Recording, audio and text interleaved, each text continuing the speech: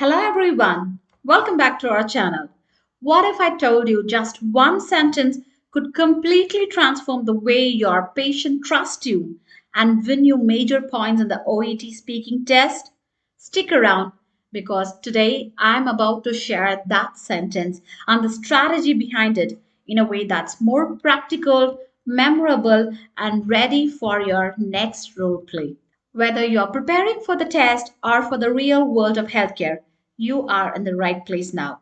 So, today we are diving into five essential communication steps every OET speaking candidate should master, especially if you want to score high in relationship building and understanding and clarifying criteria.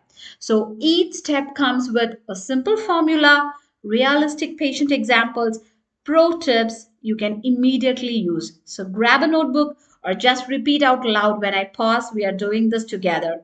Hit that if you're already ready to build an unshakable patient trust. Okay? Now, the first step is acknowledge and empathize. So, this is our first strategy.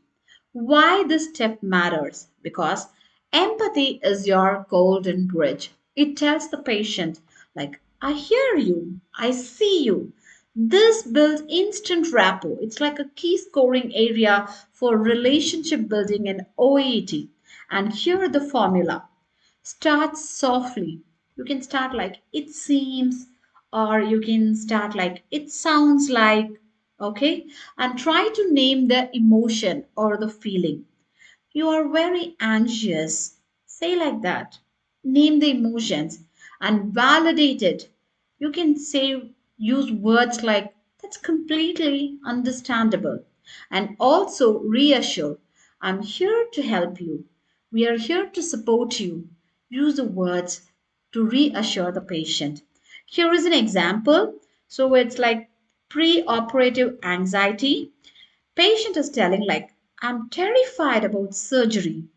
And now you have to speak in such a way to reassure the patient.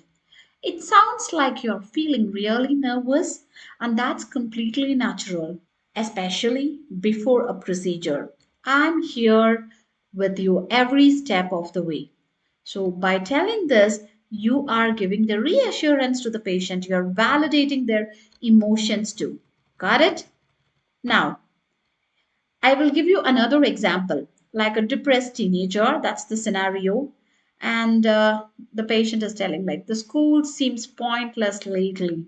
So you have to talk like, it seems like you have been feeling overwhelmed and maybe even a bit hopeless. That must be incredibly difficult.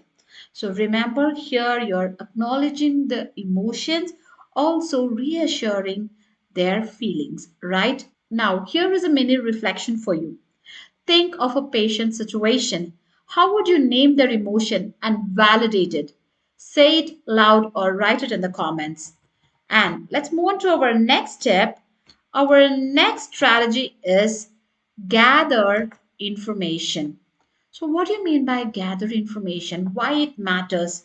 Gather information is like getting most of the information as much as possible. Try to ask open-ended questions. Let patient feels heard while giving you essential details which are very crucial for scoring well in understanding and clarifying. So here's the technique. You always start with words or phrases like, can you tell me more about so and so, whatever you want to know about from the patient? Then clarify. When you say pain, do you mean a sharp or dull pain?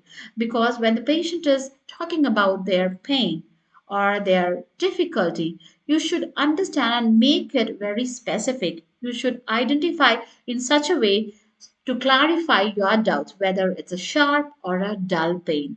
And avoid closed ended questions like yes or no questions. Please do avoid it. Example here, for a knee rehabilitation patient, patient is telling it hurts when I bend it.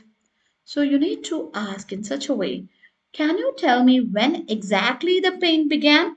And when you say hurt, is it more of a dull ache or a sharp pain?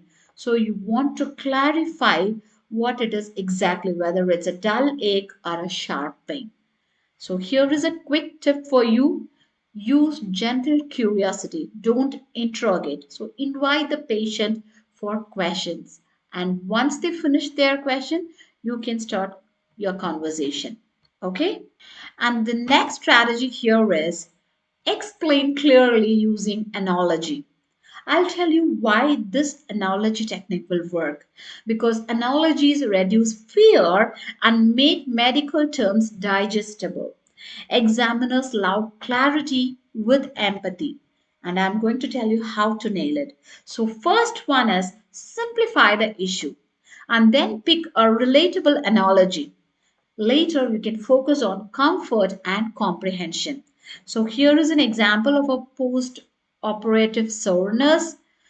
That soreness you feel is very similar to the ache after an intense gym session. It's your muscles adapting, not a sign something wrong.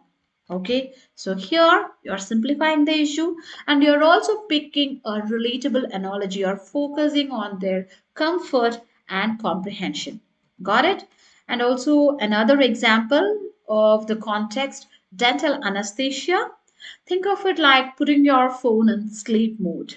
You'll be completely at rest and won't feel anything during the procedure.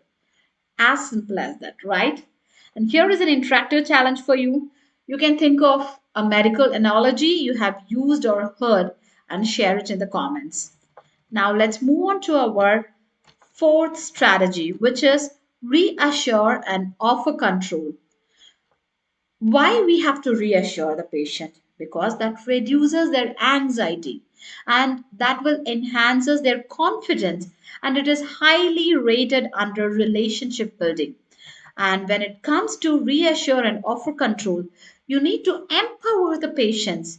Use phrases like, if you feel uncomfortable, just raise your hand. That means you are giving the power to them, right? You're making them empowered. And use inclusive language. Instead of saying you, use the terminology as we. We'll go through this together. That means you are there for their support. Okay, you can use the words like we.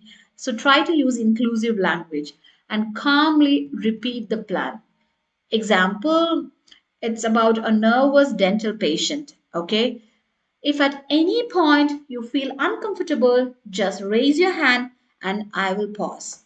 You can speak in such a tone that they will understand. That means you're also helping them to calm, okay? And also you're empowering the patients. And also another example for rehabilitation plan. So here you are using the language as we. We'll take this one small step at a time together.